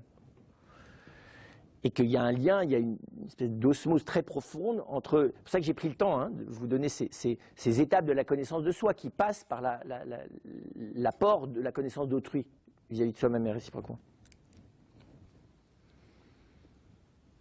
Et donc, comment est-ce qu'on s'y prépare? C'est là que joue la méditation. Ou bien en lisant la parole de Dieu, en travaillant sur la parole de Dieu, en théologisant dans la lecture de la parole de Dieu, parce qu'il y a toute une théologie biblique qui se fait directement à fleur de parole de Dieu. Par méditation, donc, on s'y prépare, et par purification. La purification, la méditation, c'est bien, mais la méditation, ça prépare, ça dispose, ça n'enlève pas les cailloux. La purification de l'intelligence, c'est quitter les projections. Hein. On peut encore s'en faire dans la parole. Si je vous dis Samson et Dalila, chacun a des petites représentations. Si je vous dis l'Annonciation, vous avez plein de représentations. Ou la croix de Jésus, chacun a ses petites représentations.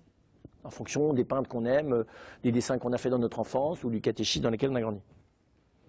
Et évidemment, il faut le purifier, ça. Et donc il y a quelque chose où la purification directe de l'intelligence, elle se fait comment? De manière active. C'est le travail de la théologie.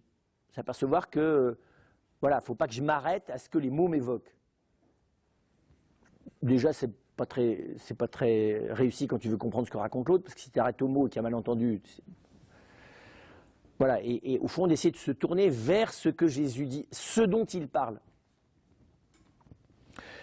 C'est aussi d'essayer d'être un peu moins bête avec soi-même, dans l'expérience humaine de tous les jours. Oui, c'est d'essayer d'être au plus près du réel et au plus loin de mes images toutes faites. Au plus près de ce que sont les choses, au plus loin des projections. Et puis c'est l'expérience, hein. Parce que de temps en temps, c'est l'expérience qui se charge de vous rectifier. Oui. On avait cru un truc, puis c'est juste absolument pas ça. Hein. Ça arrive quand même, il y a quelques grandes leçons magistrales de la réalité quand même dans notre existence. Film très beau, vous savez, où il finit par la quitter, et au moment, elle dit, mais je ne comprends pas, nous nous aimons et tout, tu es tellement un homme formidable. Il dit, mais tu ne m'aimes pas. Et lui répond, tu ne m'aimes pas, tu aimes l'image que tu as de moi. Et elle a l'honnêteté de répondre, t'as raison, mais elle est tellement belle. Voilà. Donc c'est le réel, vous savez, qui nous corrige. C'est purification passive. Mais il vaut mieux pas attendre les baffes pour se purifier l'intelligence. À la fin, il y a quand même la séance de rattrapage de points définitifs qui s'appelle le purgatoire, donc soyons rassurés. Nous arriverons parfaitement purifiés au ciel, mais si ça peut se faire avant d'y arriver, c'est mieux. Et donc on voit bien que du coup, tout ça, ça permet de comprendre comment la liturgie, elle est centrée sur la présence du Christ, et la présence agissante de Jésus. Et elle est là pour accueillir ensemble cette présence et la rendre efficace en nous. C'est ça le but de la célébration. Ce n'est pas de se faire plaisir. Ce n'est pas de mettre en scène ce que nous croyons. Ce n'est pas ça du tout le but de la liturgie chrétienne. Le but de la liturgie chrétienne, c'est de rendre l'ensemble de l'assemblée et de notre vie communautaire accessible à la présence du Christ. Enfin, pas accessible, mais qu'elle puisse être plus facilement transformée, de nous rendre transformables, hein, de nous prêter à la transformation que le Christ veut opérer en nous par la célébration elle-même. C'est assez beau ça. C'est pour ça que c'est vers lui qu'on est centré dans la célébration. Mais lui présent au milieu de nous et agissant au milieu de nous.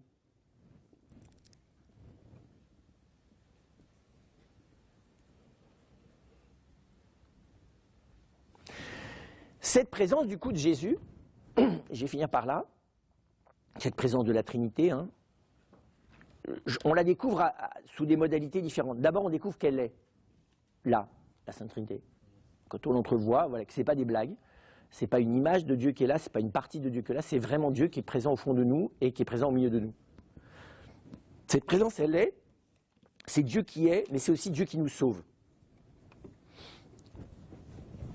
Et très souvent, le combat dans la prière, c'est là.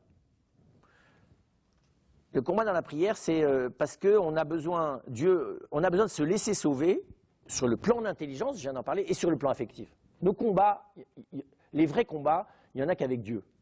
C'est pour se laisser faire. On ne se laisse pas faire du côté de l'intelligence, qu'on est têtu comme des mules. L'intelligence, alors, vous avez des gens qui disent, oui, mais de toute façon, moi, la théologie, toutes les choses compliquées, j'y comprends rien du tout. Bon, soit.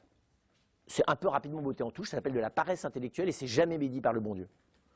Essayez, on verra bien. Une fois que vous serez épuisé d'avoir essayé d'avoir compris, on verra. Mais là où on n'a pas d'excuse, c'est que là où le Seigneur veut purifier l'intelligence, c'est du point de vue pratique. Regardez d'ailleurs, on va dans la prière silencieuse. Tout ce qu'on n'a pas fait de la journée, tout ce qu'il aurait fallu faire dans la journée, toutes les bonnes idées qu'on n'a pas eues et qui débarquent à ce moment-là, ou bien toutes les horreurs, l'espèce de charivari qu'il peut y avoir dans la tête, c'est notre intelligence pratique frustrée. Comme les choses n'ont pas fonctionné comme on a voulu. Notre pauvre intelligence pratique, elle est complètement polluée. On a des intelligences d'esclaves. Je vous dis, on a peur de 3 fois rien, on veut être sécurisé par n'importe quoi, on est prêt à aller chercher des solutions pour notre avenir alors que ça ne va jamais nous en donner. Regardez, on est des espèces de pauvres mouches dans des bocals qui se cognent dans tous les sens. Je suis très impressionné par ça, moi. Même ce qu'on appelle des gens prudents, mais c'est juste des gens qui gèrent leur peur de manière plus rationnelle avec une meilleure rhétorique que les autres. C'est tout. C'est tout. Ils ont autant la trouille que les autres. Ils ne vous le montrent pas. Comme ça, ils ont l'air de gens vachement cool. Il n'y a que les saints qui sont cool. Les autres ne sont pas cool du tout. Ils sont cool parce que provisoirement, comme ils ont viré tous les problèmes en dehors de leur champ de vision et de leur champ d'existence, et qu'ils ont bâti des miradors et des bunkers et des fils de fer barbelés entre eux et les problèmes, ben évidemment, ils n'en ont pas. Sauf qu'ils sont en train de faire des souterrains sous le mirador. Enfin, vous voyez, ils sont là les problèmes. Et donc, là où on est vraiment des pauvres perdus, c'est dans l'intelligence pratique de notre vie. C'est ça que je croire qu'on est des gens sages, qui gérons comme des adultes notre existence, mais c'est pathétique quand on prend 3 minutes. Ou alors, c'est ce qu'on finit par faire, on réduit l'intelligence à la médiocrité de nos idées sur nous-mêmes et sur le projet qu'on a d'existence. C'est quand même pathétique. Donc tu finis dans une niche de chien alors que tu es fait pour vivre dans une cathédrale. Non mais sérieux, souvent le projet qu'on a d'existence, ça ressemble à une niche de chien par rapport à ce qu'on est. C'est le nonos, les caresses, l'abri, la chaleur, voilà. Et le maître qui te dit, oui, t'es gentil, hein. Non mais sérieux, regardez. Et donc concrètement, se laisser sauver, c'est ça, c'est se laisser arracher à la glu des représentations, des idées toutes faites, des programmes stupides, des modes de sécurisation inutiles. C'est là qu'elle est la bagarre. Et alors là, je vais vous dire, faire un petit détour par l'intelligence comme telle, ça aide. Parce qu'avant de lâcher ça, il faudrait que je sache pourquoi je le lâche.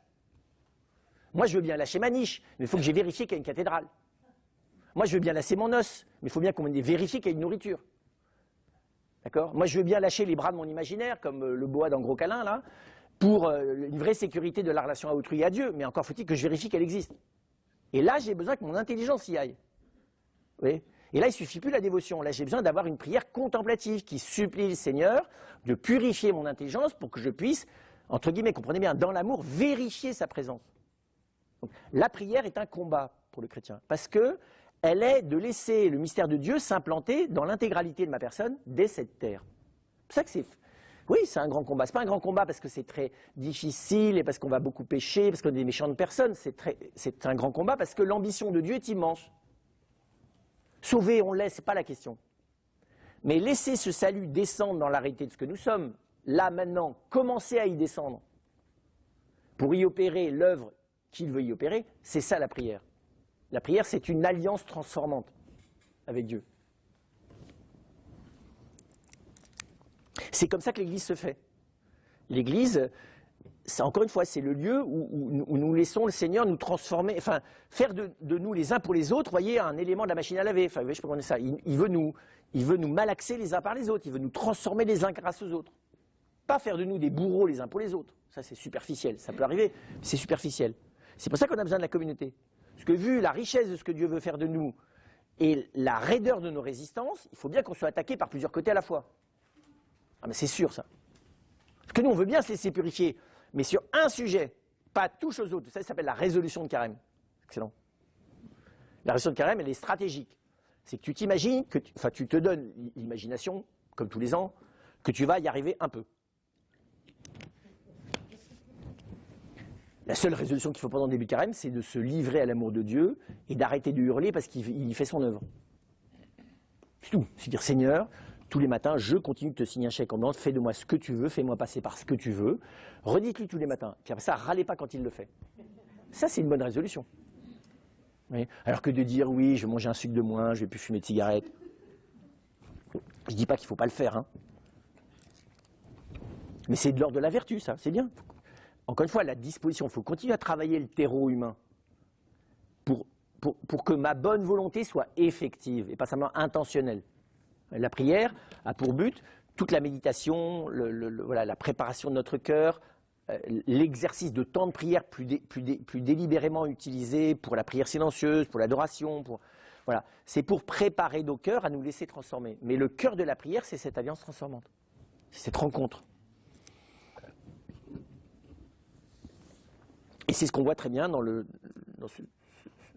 combat de Jacob avec l'ange. C'est le père Molinier qui écrit ce très beau bouquin sur le courage d'avoir peur, qui est au fond de voir que la prière, c'est un corps à corps dans lequel toutes nos peurs doivent progressivement céder devant le fait de se laisser faire par l'intégralité de son amour. Parce que c'est ça. Nos peurs nous raidissent contre son action bienfaisante. C'est très bizarre, hein, comme on est un peu... On a fini par avoir peur de ce qui nous fait du bien. Parce que ça n'a pas la tête, vous voyez. Nous, ce qu'on voudrait, c'est ce qui nous évite d'être nous-mêmes ou ce qui est compensatoire. Non, le Seigneur, il veut s'attaquer à nous faire du bien là où on est blessé. Mais le problème, c'est que j'ai pas envie qu'il touche là où je suis blessé. Vous savez, on n'a pas envie d'abord d'enlever le sparadrap pour vous dire, bah oui, tout est à vif. Avant de pouvoir faire du bien à une plaie, il faut commencer par l'assainir. Tout le monde le sait. Et on voudrait que le Seigneur nous guérisse sans avoir à faire ça. C'est pour ça que lui-même l'a été blessé.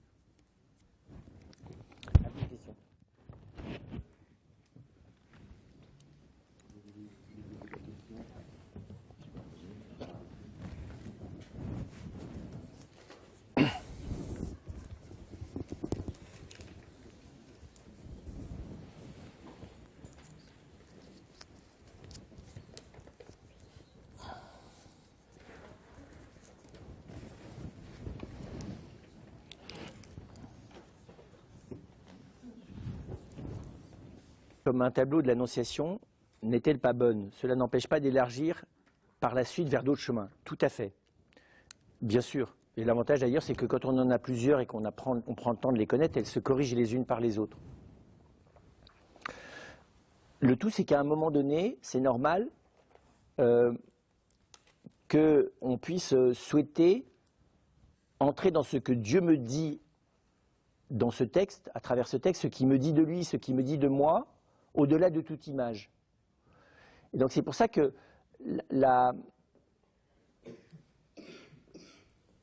je pense qu'il est bon de travailler différemment la parole de Dieu et les représentations iconographiques. Méditer sur un tableau de l'Annonciation, pour moi c'est un travail en soi-même. C'est un vrai travail de méditation. Moi je laisserai tomber la parole, je n'ai pas besoin de l'Évangile pour ça. Parce que ce tableau dit plein de choses qui ne sont pas dans l'Évangile, et il y a plein de choses dans l'Évangile qui ne sont pas dans le tableau. Et cet auteur est inspiré, quand c'est un grand tableau et que je vois qu'il nourrit différemment de Saint Luc.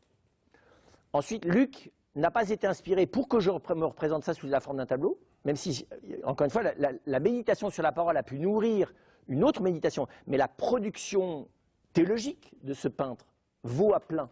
Ce que fait Angelico, ce n'est pas Saint Luc. Et Angelico, c'est un saint. Et il y a des choses qu'il a vues, qu'a pas vu Luc.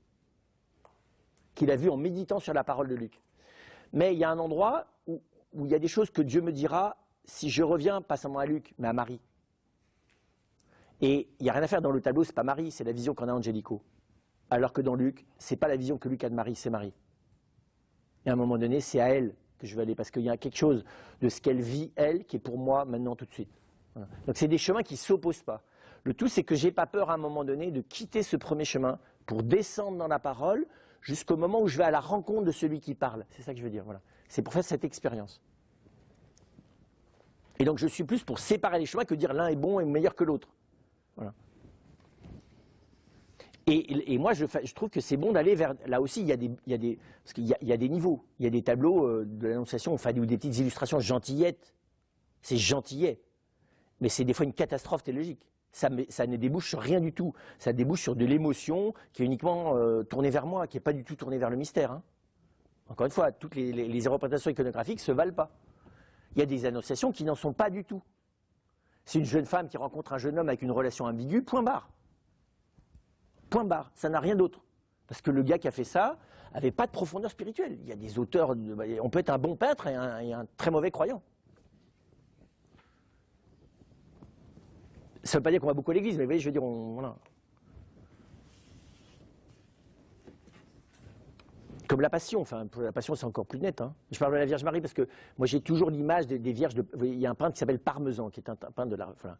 Et Parmesan, toutes ces Vierges Marie, comme toutes ces femmes, sont d'une ambiguïté absolue. Donc, il est à des années-lumière de Marie. Ou alors, si vous voulez, ces Vierges Marie, c'est des Vierges Marie par antithèse. Vous voyez. C'est tout ce qu'elle n'est pas. Hein? Ben, sur la croix, c'est la même chose. Vous avez, voilà, ambiguïté. Elles sont dans l'ambiguïté sexuelle, les femmes de Parmesan. Tout. Il est dans un rapport à la chair qui est complètement ambigu. Et il n'arrive pas à s'en sortir. Autant on voit bien, comment il s'appelle, Michel-Ange se bat avec ça et arrive à le transfigurer. Lui, pas. Ben parce que tout simplement, je vous dis, vous pouvez être un bon peintre et un homme complètement. Vous avez des grands cinéastes, des grands auteurs, des grands peintres qui sont des gens qui ont un fond tordu. Hein. On peut admirer Bacon, on peut quand même se poser quelques questions. On peut aimer Lars von Trier, on peut se poser quelques questions. Si vous voulez savoir quelque chose sur la rédemption, je ne vous recommande pas de voir Breaking the Waves. C'est sur la rédemption, c'est son propos. C'est un film qu'il a voulu faire sur la rédemption, mais qui est d'une ambiguïté totale de A à Z. Vous n'allez pas voir non plus Antéchrist de lui.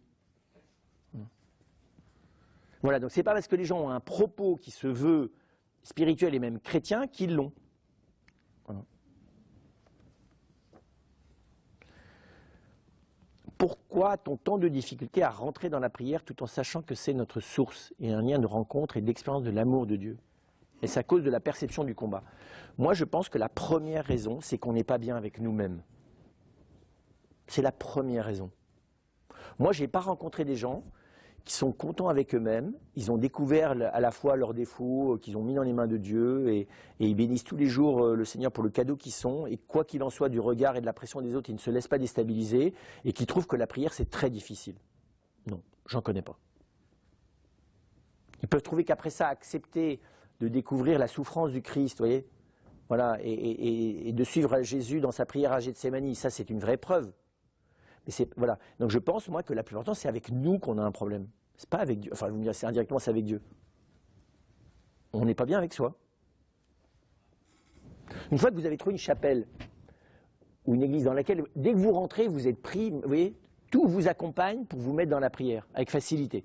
La température est agréable, vous voyez, il y a la musique qu'il faut, vous voyez, nickel. Bah, j'espère que notre personne, elle est mieux qu'une église, non? Comment c'est-il que vous n'arrivez pas à rentrer dans votre âme de la même manière? Alors, il peut y avoir aussi des moments où on a des combats liés à l'imagination qui sont autre chose, hein, mais dans beaucoup de cas, je vous dis, c'est parce qu'on ne sait pas aller à l'intérieur de nous-mêmes. Des fois, tout simplement parce qu'on ne nous l'a pas appris. Hein. Moi, j'avais vu ça, ça m'avait marqué. J'ai été aumônier de CE2 pendant 1 an. Alors, au début de l'année, j'ai dit, qu'est-ce qui vous a plu, qu'est-ce qui vous a déplu? Alors, ils m'ont tous dit, ce qui nous a plu, c'est la sortie qu'on a fait ensemble, mais ce qui nous déplaît, ce qui nous a pas plu, c'est la prière. Bon. Alors, je me suis renseigné auprès des mamans catéchistes qui les avaient les autres années. Alors, évidemment, on était allé prier, alors on était allé à l'église, réciter les prières. Alors, après ça, je me suis dit, je comprends bien pourquoi ça les a rasés. Hein. Alors, j'ai dit, écoutez, on va faire une prière différente. On ne va rien rester du tout, on va rester là, on ne va pas aller dans la chapelle, vous allez vous asseoir sur vos talons, vous allez fermer vos yeux, ouvrir vos mains, et je vais vous lire un petit morceau de l'évangile, vous le laissez descendre dans votre cœur. Et vous fermez les yeux. Alors les mamans se sont demandé si je ne faisais pas du yoga, du truc comme ça. Ben voilà, et les enfants étaient ravis. J'étais ravi. Parce qu'un enfant, il sait descendre dans son âme, mais encore faut-il que tu en profites. Parce que si tu ne l'as pas prêt à descendre dans son âme, il ne va jamais y descendre après. Voilà. Donc, je pense que c'est une des raisons. Il y en a d'autres. Hein. On peut vivre, appeler ça plein de combats. Alors, ce qui est vrai aussi, c'est que là où il y a un combat, c'est que quand on est dans la prière, on est très heureux d'y être, mais bizarrement, le temps pour prier saute tout le temps. Ça, c'est différent. Hein. Vous voyez, donc, ce n'est pas une difficulté pour entrer dans la prière, c'est une difficulté pour trouver le temps. Alors là, oui, là, il y a un combat qui est que, quand même, tu te dis, c'est quand même pas possible. Il suffit de 5 minutes dans la journée. Allez, 5 minutes le matin, 5 minutes le soir, et 4 fois 1 minute 30. C'est quand même pas énorme, quoi, non? Énorme. Tu peux faire ça en plus dans le métro, dans le train, dans la voiture, tu peux faire ça partout. Tu as plein de moyens. La minute, les 5 minutes, je vous accorde, il faut un peu plus de temps. Mais on n'y arrive pas. On a des milliards d'autres choses à faire, qui sont toutes plus urgentes, et toutes plus stupides. Donc là, il y a quand même un petit quelque chose. Il y a une légère bagarre, vous voyez, parce que quand c'est aussi ridicule, la proportion entre le bénéfice, l'évidente profondeur, vous voyez, et le fait que ça saute pour un rien, quoi. C'est bizarre. C'est vrai, hein. Là, il y a un combat. On rate le rendez-vous, quoi. On veut le rendez-vous, et, oups, tout d'un coup, on oublie. Tout cela pour arriver à vivre par la Sainte Trinité en suivant l'agneau. La vie même, qui est le don de la vie de Dieu. Oui. Suivre l'agneau, c'est-à-dire en acceptant que cette prière, elle ne va pas être diminuée par ma souffrance, mes blessures et tout ce qu'il y a de chez moi complètement en vrac, mais que si je laisse ce côté, vous voyez, perdu, maladroit, désordonné, même pécheur de ma personne dans les mains du Seigneur, même ça, il saura s'en servir pour me faire descendre encore plus vite dans la prière. La prière, je ne l'ai pas souligné assez, je la vis dans la miséricorde. La porte d'entrée du Seigneur dans ma vie, c'est l'endroit où je suis perdu, donc pécheur, crasseux, lamentable, nul et incompétent. C'est toujours sa porte d'entrée la plus rapide. Ça, je vous l'ai dit, ce n'est pas que la présence de Dieu, c'est la présence salvifique. Accueillir Dieu là où il me sauve, c'est le laisser entrer partout. N'accueillir Dieu que là où je l'honore, je risque de ne pas le laisser entrer dans la salle de bain et la poubelle. Il vaut mieux qu'il entre par le garage. Il finira bien par trouver l'entrée de l'intérieur. Mais si vous l'accueillez dans le vestibule, qu'éventuellement rentre dans la salle à manger et qu'après ça, vous ne donnez plus les clés, c'est très long. C'est ça que le sacrement du pardon est un des lieux étonnants d'entrée dans la vie de prière.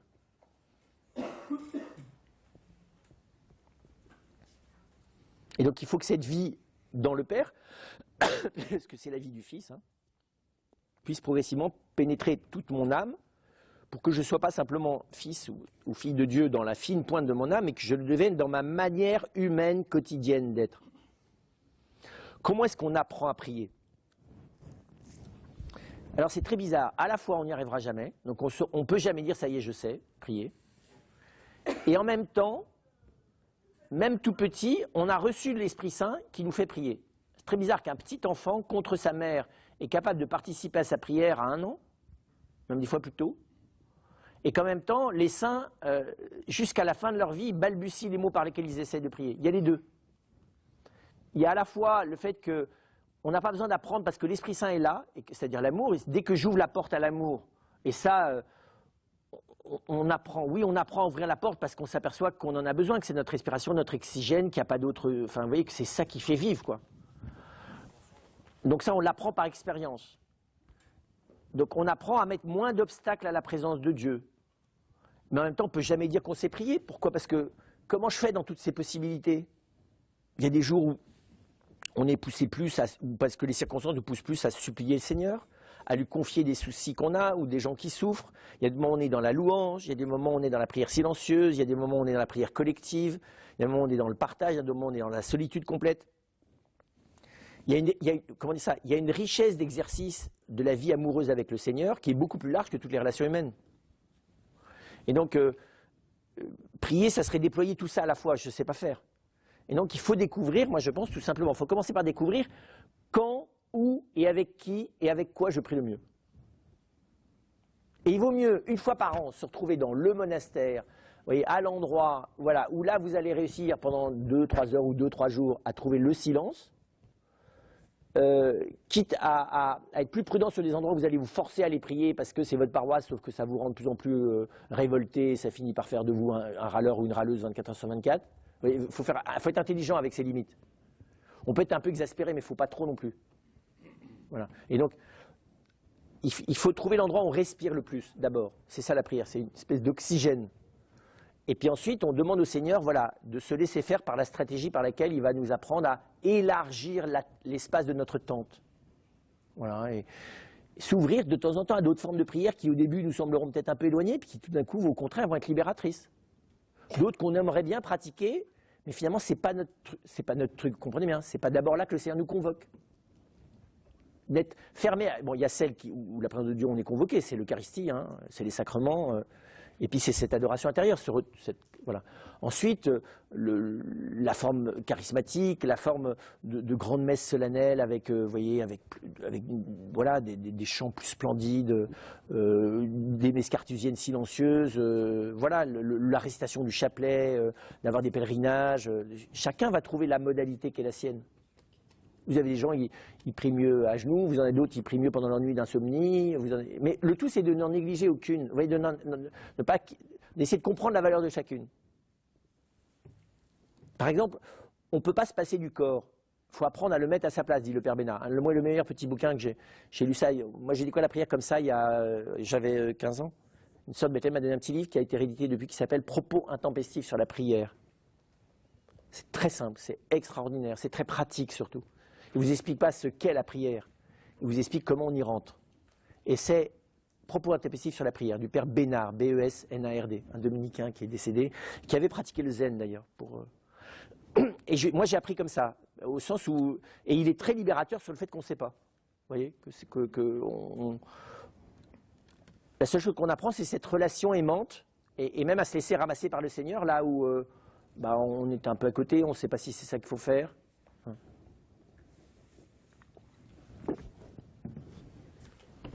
Bonne soirée.